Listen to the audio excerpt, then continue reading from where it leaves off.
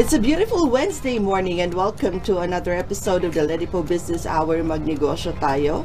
This is your host for today, Ms. Jamie Florence Estrada Ribaya, the Local Economic Development and Investment Promotion Officer of the Province of Albay.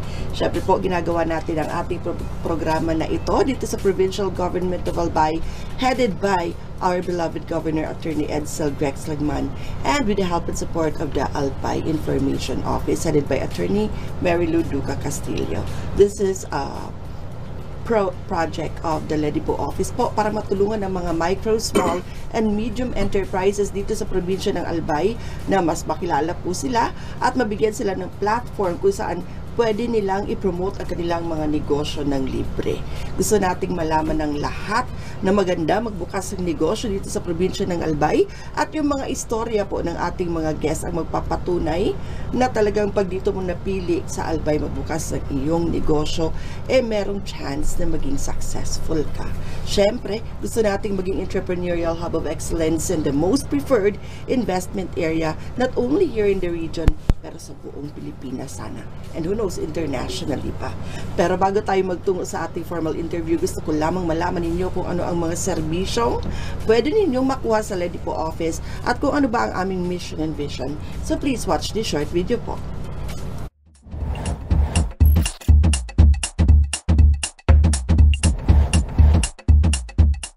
Mandates.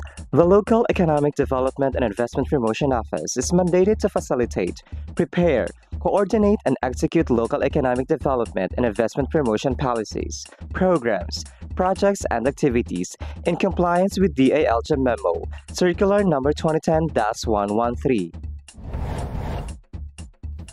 Vision. Ledipo Albay envisions to make the province of Albay the most preferred investment destination by providing a welcoming environment that provides ease in doing business, effective mechanisms, accurate and timely business information, and assistance to potential investors and partners. Mission. Ledipo Albay aims to foster the economic development and investment opportunities in the province of Albay through its various programs, projects, services, and activities. About the services.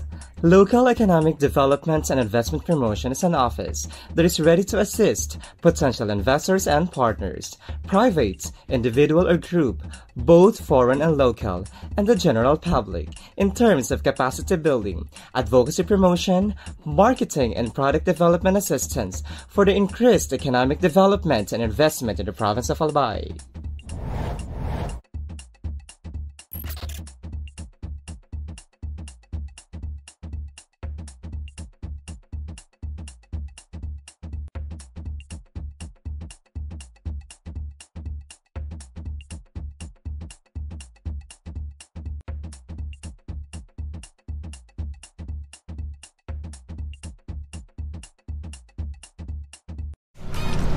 And we're back sa mga kabubukas pala ng inyong mga Facebook pages. Good morning and welcome to the Ledipo Business Hour Magnegosyo Tayo. This is our 70th episode na po, and as promised, meron tayo makakasamang isa na namang negosyante na magkukwento ng kanyang journey sa pagninegosyo.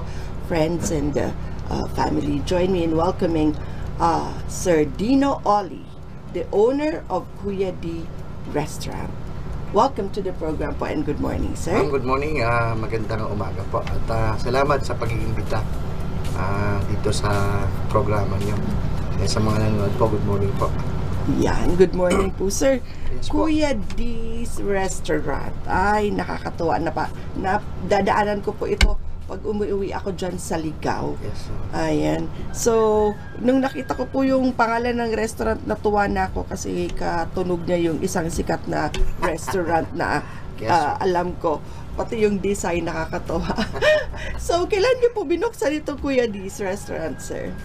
Actually, ma'am, ano yan, after nung pandemic, nag-isip ako ng ano ba yung extra pagkakitaan.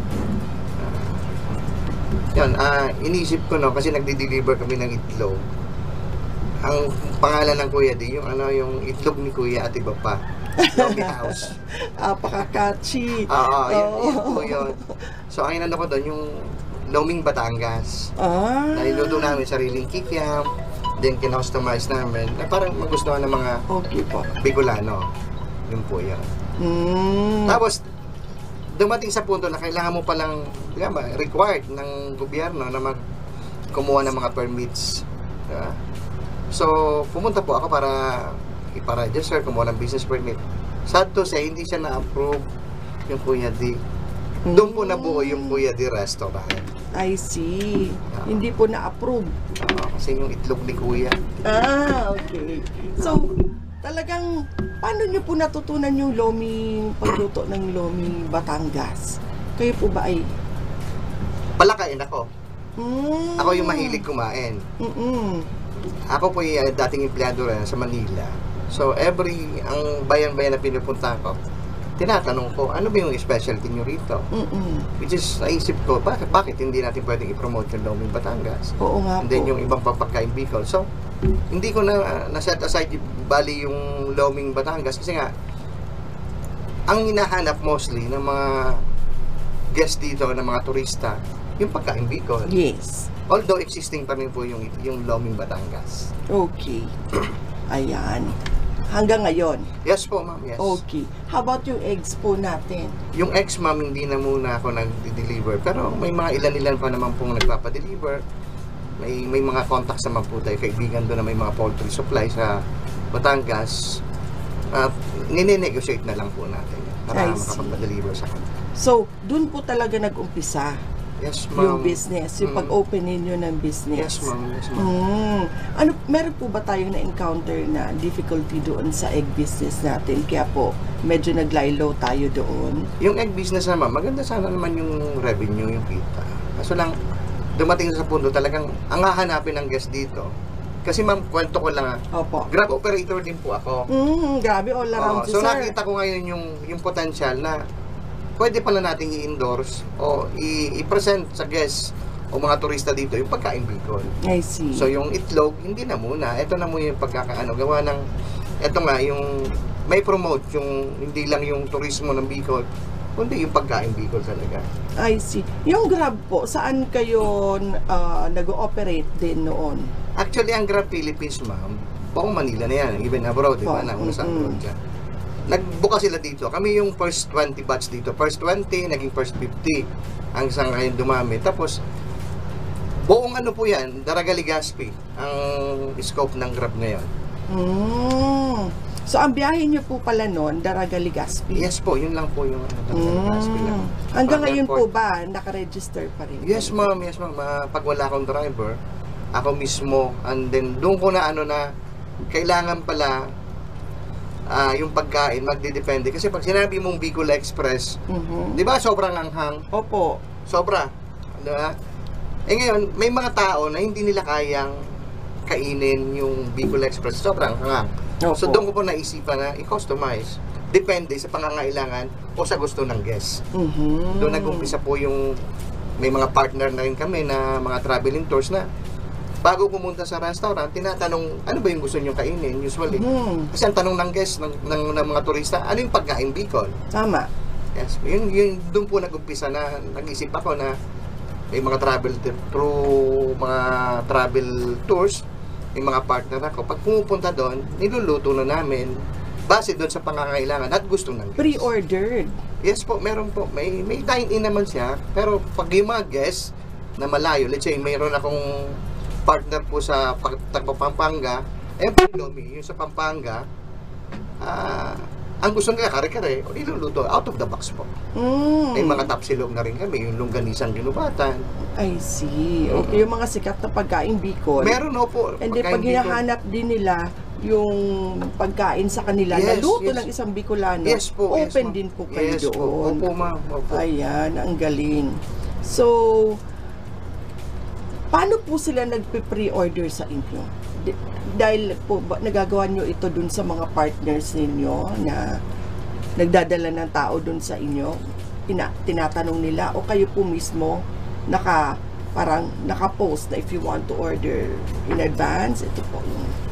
Meron ganun, ma'am. Actually, yung restaurant, may dine-in naman doon at saka take-out. Nung una, ganun lang talaga. Ang nagiging market ko doon, yung mga biyahero, walk-in, mga ganun. Ngayon, dumating ko mga sa Grab, may isang, isang pangyayari na, may insidente na, may nabook ako sa Grab, Opo. taga-England. Tapos Ngayon, po, sabi niya, Kuya, ito yung pupuntahan namin. Sabi ko, Sir, wala pa nakakarating na Grab dyan. Ang Grab dito lang sa Legazpi, Daraga. Ngayon, sabi niya, Kuya, why not na wag mo i-tour mo kami. Gusto namin makarating. So, liitin mo naman po yung business ng Grab. Ano naman ako. Yun nga lang, wala pa kaming doon sa lugar na yon. So, pag wala po bang registration yung lugar, hindi gumagana yung hindi metro? po. Walang apps ko na. Non-serviceable po yun. Ganun pala yung Grab. So, nag-off ako para lang ma-accommodate naman. Hindi naman baka kasi pag tinanggihan ko, sabihin ng guest, di ba? So, mai-promote na rin yung restaurant ko at saka yung mga turismo rito. Ang galing. Dinala ko sa Skyline, sa Habit Hill, sa Ligao, sa Kawa-Kawa. And then, ang problema, nung kakain na, Kuya, hindi kami kumakain ng mga we're vegan. Kung vegetarian daw po sila. Okay. So, nag-isip ako, ano may pwedeng gawin natin, sabi ko dun sa cook ko, chef ko. Opo. Ang ginawa ko, pinaalis ko yung sahog. Yung maanghang. Yung baboy, yung karne. Kasi Plain na vegetarian. sapsoy. Sapsoy at saka yung laing. Laing. Then, bonus na rin, may mga pako dun sa likod ng restaurant. Pinakuha ko, pinasalad, pina-ensalada ko. Masarap yun. So, tuwan-tuwa sila. Doon nag-umpisa yun, ma'am, na pinopromote ko na siya na kung may guest na, halimbawa, ito yung gusto, i-cater natin. Ano yung gusto nila? Na mainit, masarap, yun po yun. Doon nag-umpisa. Pako salad. Yan yung hilaw na dahon ng pako. Tapos nalagyan kalamansi. Ay, namiss ko bigyan ang lola ko dahil sa kanya ko lang yan natitikman. Ngayon na alam ko meron kayo niyan. Itatry ko po talaga yung pako salad na yan. Natry niyo na yon. Ay, napakasarap kaya ng pako salad. Healthy. Ayan. So, ganun. Ang galing nyo naman, sir. So, nakakapag-promote na kayo ng tourism. Napopromote nyo rin. Parang food tourism na rin ang ginagawa ninyo sa restaurant, di ba? Na ini-introduce na rin sa mga bisita natin yung mga local food. Tapos, nag-i-innovate din kayo ng mga luto na depende sa panlasa ng inyong mga clients. Ay, ang husay, ang galing-galing naman ni sir. So, pandemic, nagbukas kayo ng business. It started with eggs and then lomi. And then, kailan po talaga kayo nagkapwesto nitong Kuya D's Restaurant? Magto 2 years na, ma'am. So, 2022. Yes, ma'am. 2 years na. Okay. So, After ng pandemic. in-open nyo, Kuya D's na po talaga yung Hindi, name? ma'am. Yung nga po yung Yung sinabi ko original kanina. name pa rin? Yung yung itlog ni Kuya. Okay. Oo. Nagkaroon Kailan lang po ng- siya naging Kuya D's? Nung nagpa-process na ako ng mga papers, Ayun. hindi na, yung DTI kasi, ito sir ang pwedeng pangalan dyan. Tapos sabi niya, why not gawin mo ng restaurant? Kasi ganun din naman eh. So, yun sabi niya, sige, may attach nga ako isang doon. Ito naman separate. Pero, nandun siya sa loob, kasama siya doon sa package. Okay. Yung indoor shooting range ng airsoft. Doon sa restaurant mismo. I see. Wow. Indoor shooting range Yes sa po. restaurant. Oo. So, kapag medyo busog ka na, at Yes po. gusto mong tawag sa Bicol magpatundag, magpapabanikan Yes po. kinunuta, sobrang busog, pwede ka mag-airsoft. Yes po, may rifle. Ay, Yes po. hindi nila alam pa yan. Maraming wala pang alam niyan. So, napaka galing po na naging guest namin kayo dito para malaman na rin ng lahat ng nanonood na meron ng ganyan. So, saan po makikita yung restaurant natin exactly po? Actually, ma'am, yan, located siya sa Poro 4, Lower Binugsakan, Inubatan Albay. Along the highway lang po siya. Yes. Madaling hanapin. Nakikita ko along the road, Binugsakan. Opo. Ayan. So, napakagaling naman ni sir. Paano nyo naisipan yun na may restaurant ka at the same time, may airsoft, indoor airsoft ka po? Ano kasi ma'am, enthusiast din ako. Galing enthusiast din po ako. Member ako ng Philippine Practical Shooting Association. And at the same time, range officer po ako. So naisip ko, minsan pag wala ka namang ginagawa, ako mismo, hilig ko yon yung tapos yung iba naman pong mga tao na iba may gustong bumaril na hindi walang knowledge dun sa gun safety. So sa in principle, iba lang yung balang lumalabas. Hobby ko, may enjoy ko pa, may share ko pa sa iba. It's At the like- same time, pwedeng magigawing business na katabi ng restaurant. Parang stress reliever. Ang galing niyo, sir. You were able to hit two birds in one stone. Nasa isang lugar yung dalawang gustong-gusto mong gawin. Yes po. Magluto, magpasaya ng tao through your cooking, and yung skill mo, kasi nakikita ko kay sir, very ano siya, into customer service talaga siya. Nafe-feel ko yon. So, dinagdagan mo pa ng isang negosyo na talaga namang, I'm sure papatok pag marami na ang nakaalam itong indoor airsoft. Isa na po ako dyan kasi mahilig din ako. Ayan. So, mas safe nga lang itong airsoft kesa dun sa totoong baril, di ba po? So, since kayo ay officer na, ano tawag po ulit sa inyo? Range officer po. Range officer. So, nag-guide nyo ng tama yung mga tao on how to do it properly. Yes po. Yun ang importance ng dun ka maglalaro sa isang may alam. Ayan. So, grabe, ang galing. Gaano po kalaki itong range, indoor, ninyo? Siguro Range. mga 50 square meter. Tama lang doon sa kasi precision lang naman yan. May target plate, may board. Doon lang naman pumuputok. Ayan. So, sa Katabi ng restaurant binagsakan, katabi ng restaurant, Kuya D's. Sa loob mismo. Sa loob Sa ng loob restaurant. mismo ng restaurant. Wow! So, grabe no, ang saya-saya. Makakain ka na ng masarap, and lomi. Favorite ko talaga po ang lomi din. Manak sa tatay Try ko. nyo, ma'am. Try nyo po. So, loming Batangas pala ang siniserve po ninyo. Ano pa yung Isa. mga specialty dishes Actually ninyo? ngayon, ma'am, pumatok doon yun. Ang specialty namin ngayon, yung mga pansit sa bilao. Yung canton, sotanghon, carbonara, and then yung bihon. I Tapos may mga see. bilao na rin po kami, yung chicken bilao, chicken seafood sa bilao, marami po. Tapos anything na gusto mong ipaluto, kasi yung cook ko naman, talagang magaling. Marunong talagang, depende sa panlasa ng kakain. Ano ba yung gusto? Yung mga seafoods, yan nga, seafoods bilao. Wow, seafoods bilao. Yes po. Grabe, ang sarap. Yung mga seafoods nga lang, ma'am, ay 2 to 3 days.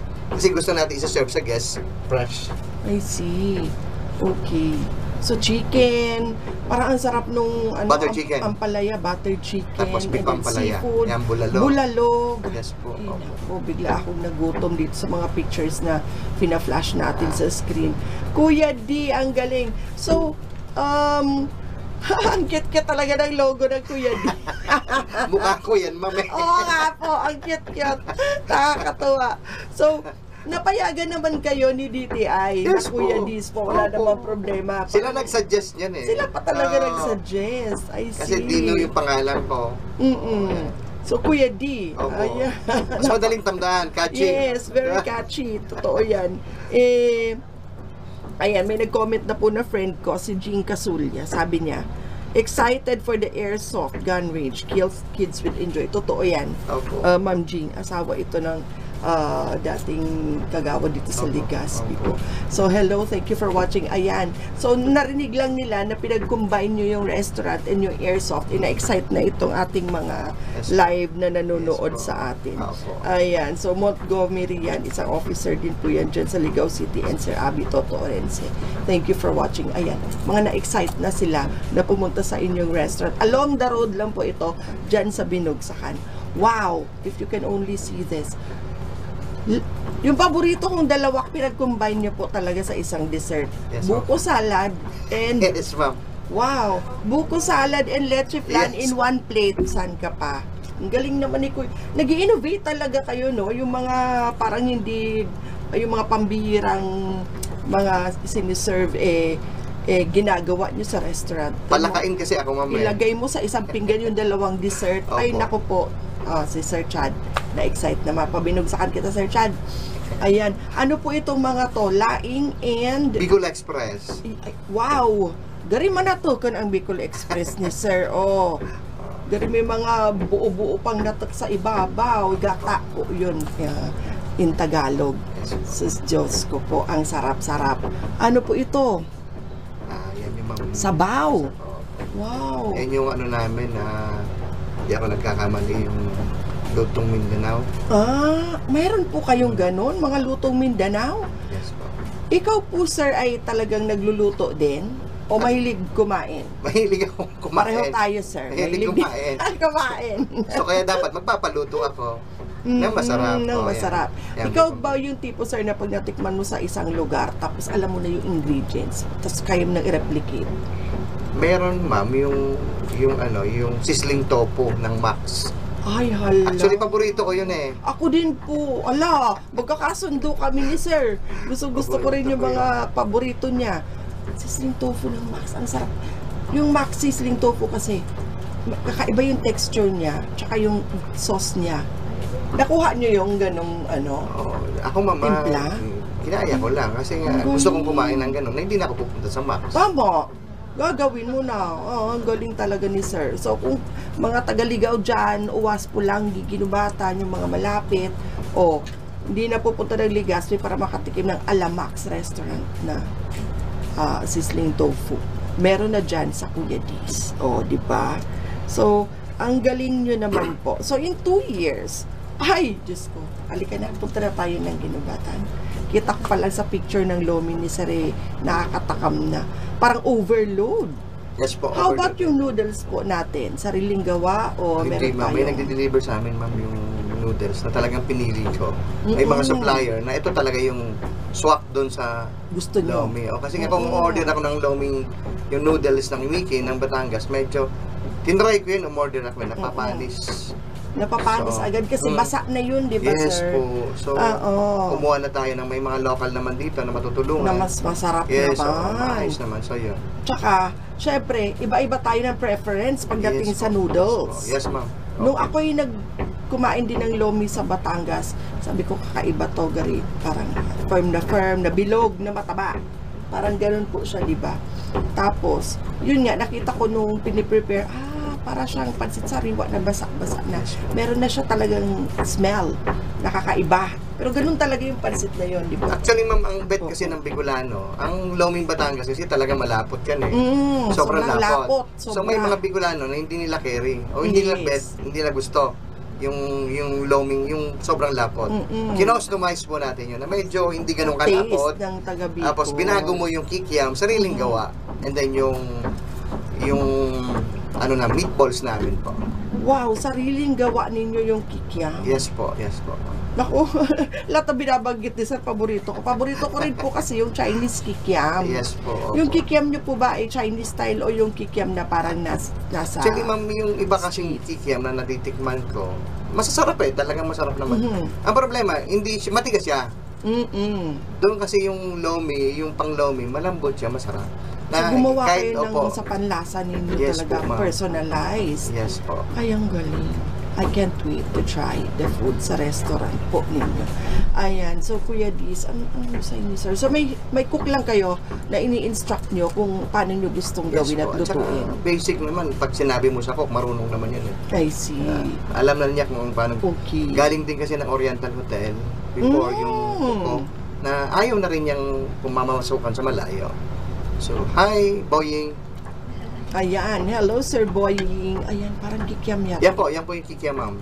Uy, parang Chinese kikiam Yes na ang po. style. Malambot lang siya kasi wala siya masyadong harina. Yan yung mga gusto kong pagkain. Pati yung sauce na sweet sour, swak na swak Opo. talaga sa panlasa ko yan. Opo.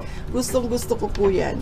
So, pati itong mga pansit na siniserve Yes, ma'am. natin, local na mga Yes po, yes po. tawag dito, Yung mikin niya, yung noodles niya. distributors ng pansit. Yes po. Doon na po kayo. Opo. Ang dami-daming gumagawa ng mga masarap na pansit locally. Yes po. Kahit yung hindi na sa Kamsur, yung dito lang mismo sa Albay. Yes po. Diyan nga lang sa Ligaw, meron akong alam na masarap gumagawa ng pansit. So, ang galing nyo, sir. So, yun ang maganda sa pagbubukas ng negosyo. Hindi lang yung sarili mo yung napapaunlad mo. Pero yung mga produkto sa paligid na available, nagagamit po ninyo, di ba? Kaya gaya ni sir, tulungan niya yung gumagawa ng pansit, hopefully from Albay din. So yung ganon, and then nakakapag-employ siya ng mga tao. Ganon yon. Pag may nagbubukas sa negosyo, marami gaganda ang buhay, uunlad ang buhay natin lahat. The more people ang magbukas ng business sa Albay, mas gaganda yung life natin dito. Kaya din namin, sir, tinutulungan ng mga kagaya nyo ng mga new business owners. Syempre kasi pag nag-flourish yung business ninyo, mas maraming pumunta, marami kayong matutulungan at para siyang domino effect, di ba po? So, lahat magiging happy. So, you partnered with yung na-interview natin dito, nung nakaraan, yes po. si Isa po JP, yun. si Gab, ayan. So, pag maganda yung partnership niyo, siya yung magdadala sa inyo ng mga tao na kakain sa restaurant, di ba po? At the same time, pag kayo din may friends na gusto mag-travel, i-refer nyo din sa kanya. So, tulungan lang siya. Ang ganda. Sa ngayon po, sir, ilan ang staff na meron kayo? Actually, ma'am, ang staff ko doon is 5 lang. Mhm. 5. And how many tables do you serve po? O maximum seating capacity na Kaya restaurant? 200 doon. Ang laki. 200. Hop, So, hop. ano na rin po kayo? Events place na din kayo? Meron na mga, yung mga sa kaibigan lang, mga repair ng kaibigan na hindi matanggihan. 200 kasi ang laki nun. Ang laki na ng lugar na yun. Para ano. Tapos yung parking area, kasi sa Kinubatan medyo may crowded na rin doon. Kaya lumabas ako ng Outside. Yun may yung parking ini-encourage talaga natin actually. Yung mga tao ay lumabas sa pinaka-city. Tapos doon mag-umpisa ng mga businesses at mag-boom din doon sa mga lugar or areas na yun, yung negosyo. So, ang husay po ng inyong naisipang gawin. So, I hope you don't mind, sir. Magkano po yung naging starting capital ninyo nung finally nag-isip na kayo mag-open ng business? Ano ma'am, hindi naman gano'ng kalaki, pero medyo, malaki-laki din. Okay. So, ayan. Ang sarap. Sisig ba to? Ano ba to? Bicol Express? Bicol Ano? Express, ma'am. Apo. Ayan, ang galing. Yes, ma'am. Bicol Express. So, Bicol Express. Ayan. Oh, Diyos ko po. Uy, fish fingers po ba ito? Yan, ma'am, yung ano. Chicken yung, fingers? Hindi, ano yan, calamares. Calamares. Parang French fries. Ang Opo. cute-cute naman. Parang mas masarap siya kainin na gano'n, parang Opo, French fries. opo. And then, itong mga seafood ni sir, of course. Grabe, ang husay. So, ano po yung mga specialty dishes ninyo ngayon? Yung talagang binabalik-balikan ng inyong mga parokyakan? Halos lahat naman, ma'am, yung pangmula sa pancit canton, yan, tapos yung mga beef ampalaya, beef broccoli, lahat naman po. Beef halos lahat. ampalaya, beef broccoli. Ayan. So, ang galing naman ni okay na po. Ang galing naman ni sir. Iba-ibang recipe ang kanyang iniimbento at ginagawa at niluluto dyan sa restaurant niya. So, nabanggit niya nga kanina, meron pa siyang mga luto ng Mindanao. Yung chef Balbakwa. Balbakwa. Yes po, po. I see. Okay. So, grabe, no? So, ang maganda pa sa kanila, pwede mag-pre-order. Like, kung may gusto kang kainin na dish na gawa sa lugar ninyo, i-request nyo kay sir. Gagawan niya ng paraan. Na kahit nasa Albay kayo, matitikman nyo pa rin yung mga luto doon sa inyo. Na may twist ng Bicolano. Diba? Yes po, opo. Ang galing. And then yung airsoft. May bayad po ba yung pag nag-airsoft? Meron, ma'am, meron Magkano naman. Pero minimal lang, 250 lang po per 30 BBs. 30 minutes. Hindi po, 30 Ay, BBs. Yung bala po. Yung bala, yung BBs. Opo. BBs. Yung pinakabala, yung yung bullet niya. Bullet. Ah, Magkano po ulit? I'm sorry, 250. Kasama na po yung race assistance na. 250. And Apo. then, ilang bala na po yun? 30. 30. Opo, 30. 30 na Bullets. bullets. Opo. I see. 200. Ayun. Tapos yung rifle po is 500. 50 bullets naman yun. Rifle, May rifle 550. doon. Opo. May rifle, may pistol siya. Not bad. Para maka-experience tayo. Kasi yung mga itsura ng mga pistol and rifle niyan parang totoo na din. Oo. Replica. Replica. Opo. Akala mo totoo yung hawak mo. Opo. Pa-picture ko may hawak kang ganun. Di na nila malalaman na airsoft lang pala yun. Punta tayo na. Excited ako. So, kakain ka na ng masarap kapag airsoft ka pa. Kaso lang yung picture, ma'am, Husay-husay. hindi dapat i-picture yun. Kasi nga, nakaka-intimidate yun. So, may mga compliance tayo na doon lang talaga sa race. I see. Okay. So, yun yung mga ituturo ni sir pag pumunta tayo doon. Yung mga dapat compliant tayo. Maging responsible sa paggamit. Yes, gun safety. Gun safe. Safety first. Yun yung Kaya nga. sinasabi natin, kailangan talaga may alam ang magtuturo at mag-guide sa atin pag ginawa natin yung mga ganyang activities. So, napakahusay ni Sir. Ayan. So, halos lahat pala walang favorite kasi lahat siguro nagluto sa restaurant ni na Sir masarap. So, i-confirm natin yan.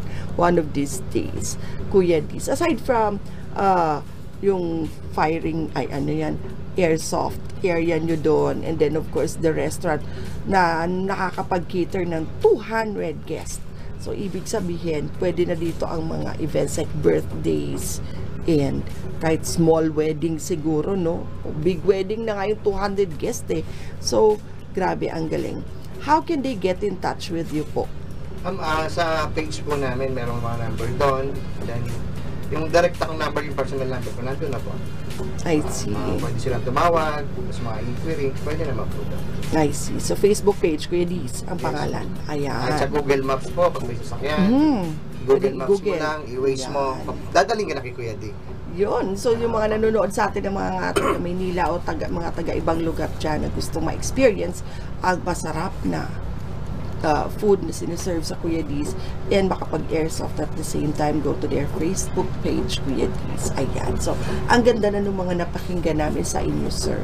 So, ang gusto naman natin malaman yung story na hindi usually nalalaman ng mga tao sa negosyo. Ano po ba yung mga naging struggles din niyo sa ganitong business, sir? Yung ma'am, yung customer, kasi masarap na yung luto mo. Kaso lang, mag-uumpisa ka pala ng business kasi hindi naman, wala akong idea na pasukin yung restaurant, wala akong bala kasi nga, kumain lang ako, kumain siya. Pero, ang struggle mo doon, paano mo sila makukumbinsin na kumain? Yes. So, kailangan patunayan, may patunayan ka muna. So, yung during yung mga first year namin, talagang break even, ilan lang. So, yun po yung talagang mabigat kasi magpapasweldo ka doon sa tao. Yes, mabigat pala. So, kailangan pag-market. Yes po, may patunayan ka muna na masarap yung pagkain mo. True. Ganun naman talaga pag nag-start yung business. So, first year, break even. At least si Sir break even. Hindi kagaya nung mga na-interview ko dati dito talagang bumagsak, Sir. At dumaan sa stage pa ng depression yung iba kasi syempre lahat naman ng nagbubukas ng negosyo may vision. Na ito yung nakikita kong mangyari. And then pag actual na, lalo kapag hindi mo pa alam yung ins and outs o kaya wala kang background or wala kang magaling na mentor, doon mo marirealize yung mga challenges ng business. So, ikaw po, Sir, ang naging struggle mo lang, thankfully, is yung marketing. Yes. Pero, yes, ma'am. pero hindi talaga yung nag-bar down yung business. So, wala talagang tao. At least, break even si Sir, no? So, paano nyo na-resolve yung issue sa marketing, Sir? Yun nga, ma'am, through promotions. Then, ito, malaking bagay ito. Na naimbitan nyo kami rito. Tapos, doon, nagamit ko yung Grab Philippines. Malaking bagay. Salamat doon. Na ma-introduce, masabi ko, sir, may restaurant ako sa Ginubatan. Tapos may mga guests po, may mga partners tayo sa Manila na mga travel and tours. Yung po tumulong na ma-introduce, malasahan. And then yung mga kaibigan ko po na pupunta, sige, kain ka sa akin, libre kita pero promote mo ko. Kayo po ba, Sir, ay may anak, Sir, na teenager or ano? Actually, mga anak ko, ang panganay is 23. 23. Oh, yes. So, into business din po ba Hindi, yung... ma'am, nag-aaral po siya. Nag-aaral. Yes. Ayan. Kasi, Sir, uso ngayon yung mga TikTok tsaka yung mga po ba? Opo. Baka yung anak nyo makatulong sa inyo sa promotion. Ngayon diba? po. Gawa ng Instagram, gawa ng TikTok, at kung ano-ano pang mga apps na pwede pang ma-promote yung inyong negosyo. Yung po yan din naman, ma'am, yung Reels. Yan, May Reels Reels. on Facebook at May tuition Reels, free. Opo. And then, yung mga nakausap ko dito dati, kasi, kung hindi yata aware ito si Sir, yung Facebook, pwede ka po magbayad ng certain amount, like a minimum of 500 yata, para mas malaki yung reach. Yung audience. Yung audience. Ayan. So, yung anak niyo, Sir, baka may maitulong sa inyo. Yes, ma'am. Yung Reels, TikTok, lahat na, pagawin niyo siya. Baka creative yung anak niyo. Opo. Ayun, makakatulong po yun. And, sino yung na-interview? May na-interview kami nung nakaraan na siya talaga nag-hire siya, Sir, ng talagang makakatulong sa marketing. Tsaka may mga na-interview kami dito, yung mga memes ba yun? Tama ba? Yung mga memes na ginagawa nila, yung mga catchy na mga makukulit na memes post ng post kung saan-saan. Nakakatulong din Tawag sa ng boosting marketing. ba yun? Nagbo-boost din ako Ayun. sa Meta. Diba? Yes, Tama po opo, ba? tama, boost, ayun. So, ngayon, at least, ma-overcome na ni Sir yung ano. And, 2 years, marami nang nakatikim ng pagkain ni Sir. And syempre, word of mouth advertising Yes, na yes, din ma'am. yan. Malaking bagay po yun. Mm-mm. Word of mouth. Word of mouth. So, aside from dun sa marketing, sa pag-introduce po ng resto, ano pa po yung mga encounter natin na challenges o yung mga learnings natin nung binuksan natin itong business? Natuto kang yung natutunan ko dun, ma'am, na hindi pala madaling magnegosyo. Mhm. Kung magnenegosyo ka into a business, dapat prepared ka doon sa mga comment nilang negative, may mga comment na positive, pero most of the time naman wala. So, yun lang naman mang struggle din, ma'am, yung marketing talaga, lahat ng business. Paano ka bumenta, paano mo sila makukumbinsin na kumain. Yes. Yun po yung malaking challenge sa amin. Okay. So, yung comments naman di nawawala, sabi nga ni Sir. So, because you cannot please everyone, sabi nga, diba? Hindi lahat ng tao matutuwa kahit ginagawa mo na yung best mo. So, how do you handle that, Sir? Yung mga customer complaints. Kung merong mga complaints na ganun, pagigihin na lang. Tapos ibigay yung nararapat, pagbalik nila, kung babalik naman. Tapos i-address ng maayos. Yes. Ano ba yung gusto nila, and then saan ba kami nagkulang. Mhm. Then i-assure naman na hindi naman ganun na perfect. Pero kung gusto talaga nila, i-address na lang na maayos, I-redeem ma'am. natin ang Yeah, ating sarili pagbalik. Ayan. Ano po yung tatlong pinakamahalaga sa pagbubukas ng negosyong restaurant? Una, ma'am, yung siyempre yung capital, Kapital. puhunan. Mhm. Pangalawa, yung patient mo, kailangan matyaga ka. Mhm. And then yung pangatlo, paano mo makukumbinse yung mga tao na kumain sa'yo na masarap yung pagkain mo, na isa-serve. Mhm. Yun lang yun, ma'am. Okay. So, capital. Kailangan may capital ka. Yes po. In your case po, sir, kayo ba ay nag-ipon muna ng pang-capital o nag-loan or paano po ba yung ano? Actually, ma'am, nung namasukan ako, may mga savings naman na paunti-unti. savings. Yun na lang muna ginamit namin. Mas okay po ba yun na ganon? At least less stress, less worries kasi wala kang babayaran na mga loans. Ayan. So, patience. Sabi ni Sir, patience. Saan po natitest ang patience ng isang negosyante na restaurant owner? Pag yung market mo mababa, Mhm. tapos dahan-dahang, ano naman yan, hindi naman at a time marami agad. Hindi katulad ng Jollibee. Pag binuksan mo yan, boom agad. Kasi may name na sila. Nag-aantay ka Established pa na. unti-unti hanggang makapag-establish ka. Okay. Paano po ba, sir, nung sa mga days na hindi masyadong maganda ang takbo ng business? How do you push yourself to carry on? Go lang, ma'am, lang go. Mhm. Go lang. Tapos darating naman yan. In time, in due time. Mhm. In God's will, may pupunta at may pupunta dyan. Ayan. So, niniwala din si Sir doon sa guidance, no? Na makapangyarihan sa ating lahat. Naniniwala. Pag ikaw ay believer, hindi ka rin naman tagal niya papabayaan. Ayun. So, be patient, sabi ni Sir. Make sure na yung capital meron, be patient. And make sure na mamamarket ng maayos yung business. Ayan. How about sa mga tao, sir? Di ka po ba nagkakaproblema sa mga staff? Actually, hindi naman. Kasi mabait ako eh. Halata naman po. Pero di ba, strict ka rin. Basta ano ko lang, ang motto ko lang doon, kung lalo sa kusina, malinis tayo. Yes. Doon naman sa kanila, siyempre ma'am, iba-ibang pag-uugal eh. Pero, Yes. along the way, meron naman, pero naiaayos naman. I see. Pag-uusapan. Basta, ang kailangan doon malinis. Yun lang. Number Yun. one, Yes, po. cleanliness. Yes, po. Ayan. So, hindi po ba nagiging problema sa isang business owner yung stocks? Yung mga pag-save na, kasi mahilig ako manood, sir, nung kay Gordon Ramsay, na yung mga restaurant na parang yung pag, ano ba, title nung pinapanood ko na parang inaayos niya yung restaurant at parang isa sa mga nakikita ko doon ay yung pag-stock ng food, yung mga bumibili ng maraming stocks tapos na ano sa freezer, hindi na fresh, ganon. Paano nyo po mini-maintain yung freshness ng inyong Actually, stocks? ma'am, ako, ma'am, lalo sa seafoods, particular ako. Yes. Kailangan i-serve ko dyan sa seafoods. Kaya nga, pero 2 to 3 days kami. Yung seafoods, hindi ako nag-i-stock ng seafoods. I see. Pero yung mga dapat naman na stocks, minimake sure ko yan, sinusupervise ko na. Hindi dapat, ito lang yung, yung time na pwede natin iluto yung pagkain. I see. Kaya nga ho, hindi kami yung luto na, Init-init. init-init, Oo, hindi. bawal. Yung sabi nga, pangatlong init. Oo. So, make sure yung sa stocks naman, kung ano lang yung needs sa isang week na to, ito lang po yun. I see. Kasi hindi pa naman ganun kalaki, di ba? Hindi pa naman ganun kalaki. Natatansyan nyo na po Opo, pala. kung ano yung needs. Tapos sa market naman, madali naman bumili ng kung ano yung mga dapat na bilhin. Na-i-stocks lang yung mga kailangan i-stock. Yung mga ikya, may mga manok. Pero merong duration, may weeks lang na kailangan ito maubos to. And After strict nun, kayo hindi na. doon. Opo, strict po. Kasi pagkain yun eh. Yes. Mahirap. Opo.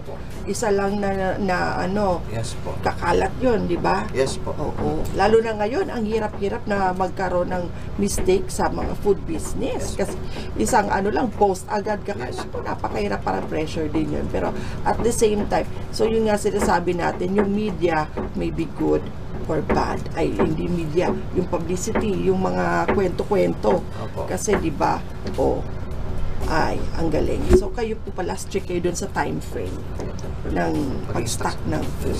Ayan. So, ikaw sir ba ay may background talaga sa business?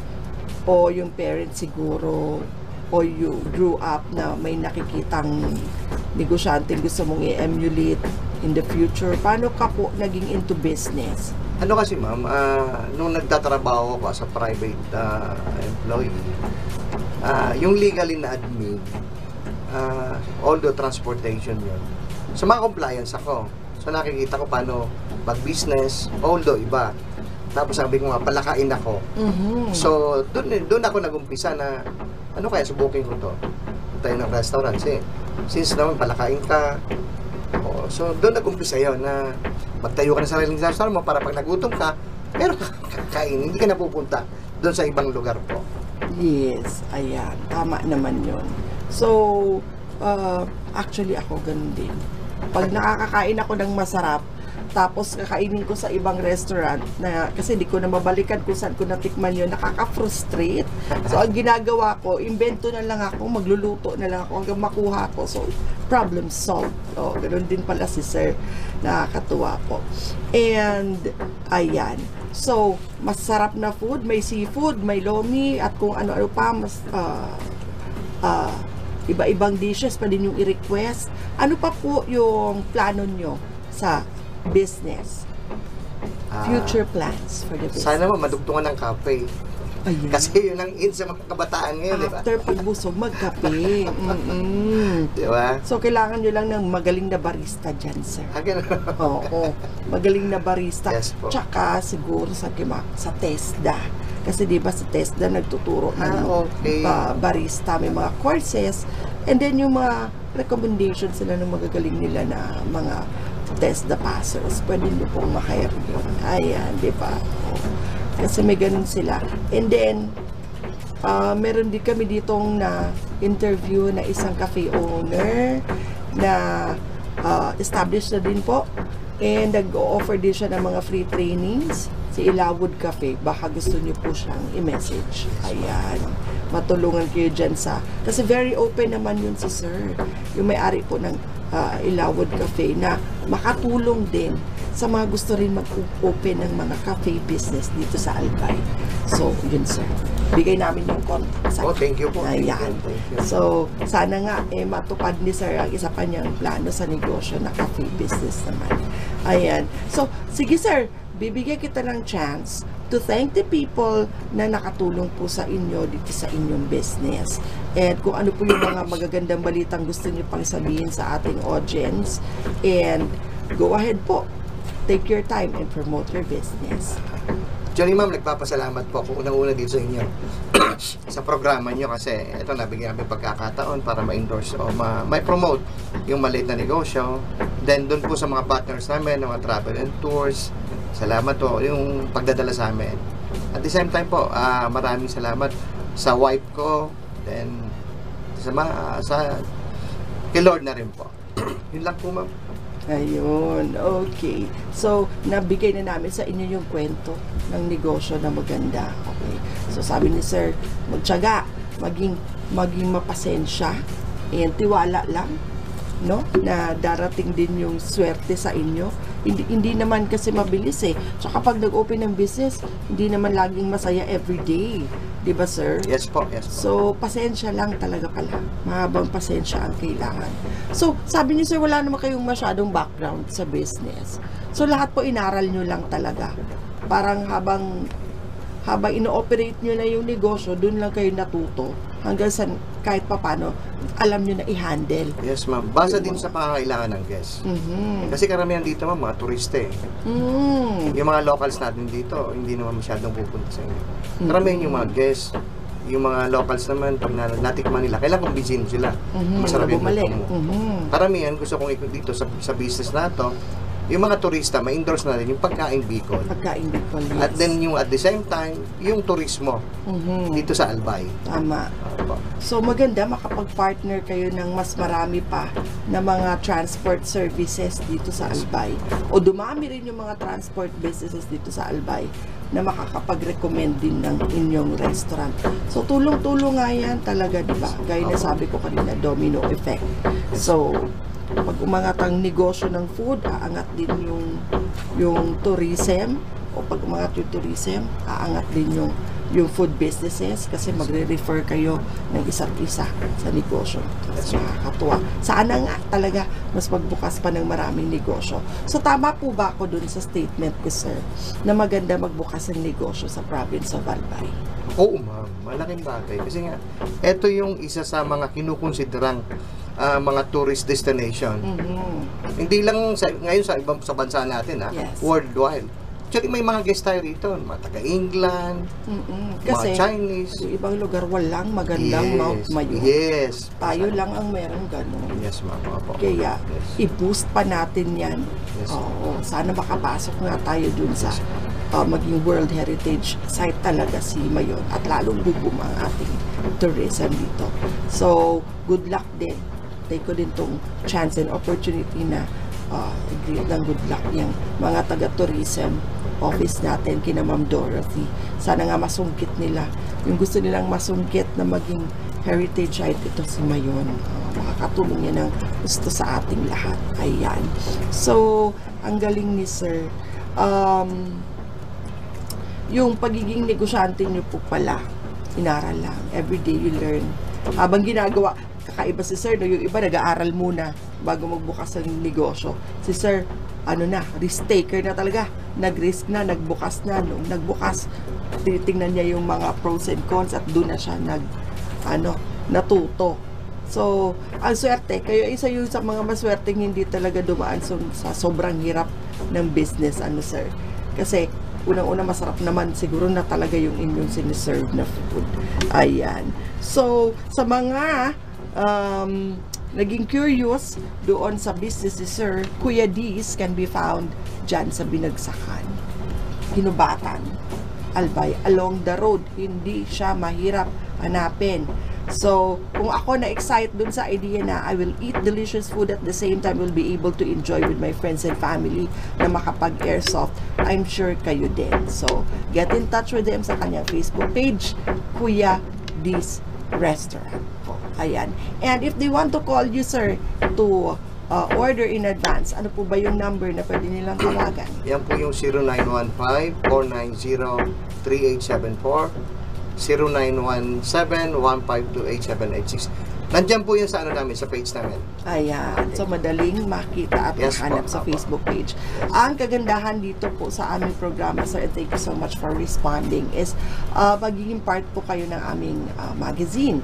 Kasi lahat po ng nai-invite namin na guest dito ay fini-feature namin sa isang business magazine. So, lahat ng napagkwentuhan natin, isusulat po yan ng magagaling kong writers dyan sa office. At ipapublish po ito. And hopefully po mangyari yung second LEDIPO trade fair. And sana makasali po kayo doon. It's going to be for free din po. Ayan. Kasi gusto talaga ng ating governor, si Attorney Edsel Grex Lagman, ang opisina ko at ang buong PGA na matulungan talaga ang mga negosyanteng kagaya po ninyo, yung mga nasa grassroots, kasi sa inyo po mag-uumpisa yung pag-unlad ng Albay. Ayan po. So thank you so much, sir. Any words that you would like to tell our audience before we end the program po? Sa mga nanonood po ng programang ito, supportahan po nyo, like and sharing page namin. Sa ganun po at least ma-promote, and then mabigyan kami ng pagkakataon yung mga maliliit na negosyante. And then ako dito nagpapasalamat po sa programa nyo, ma'am. Malaking tulong po ito yung pag-guest namin dito at naimbitahan ako. Salamat po. God bless. The pleasure is ours po. Ito talaga yung mandato namin na makatulong po sa inyong mga negosyante na mas umunlad ang inyong business. And of course, you can also help our small business owners by sharing this program po sa inyong mga Facebook pages. The more you share this program in your pages, mas marami pong mas malawak ang magiging reach, mas maraming makakaalam na meron ng restaurant/airsoft area dito sa probinsya ng Albay. So keep on sharing our program po sa inyong mga Facebook pages. So, maraming salamat po ulit, Sir Dino Oli, for being our special guest for today.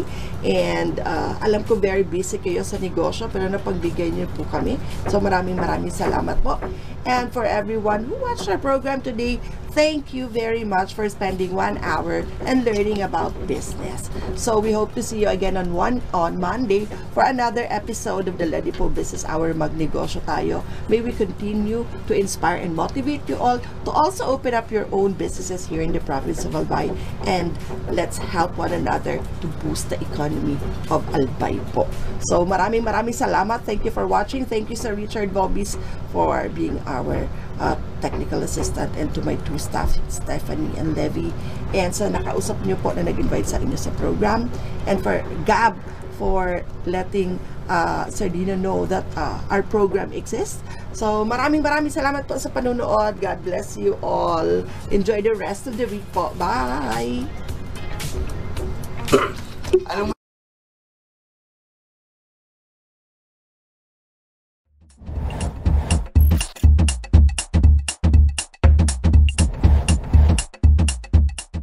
Mandates.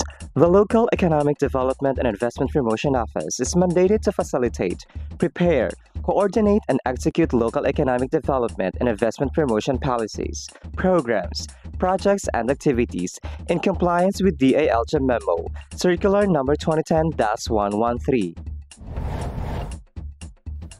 Vision. LEDIPO Albay envisions to make the province of Albay the most preferred investment destination by providing a welcoming environment that provides ease in doing business, effective mechanisms, accurate and timely business information, and assistance to potential investors and partners. Mission. LEDIPO Albay aims to foster the economic development and investment opportunities in the province of Albay through its various programs, projects, services, and activities. About the services. Local Economic Development and Investment Promotion is an office that is ready to assist potential investors and partners, private, individual or group, both foreign and local, and the general public, in terms of capacity building, advocacy promotion, marketing and product development assistance for the increased economic development and investment in the province of Albay.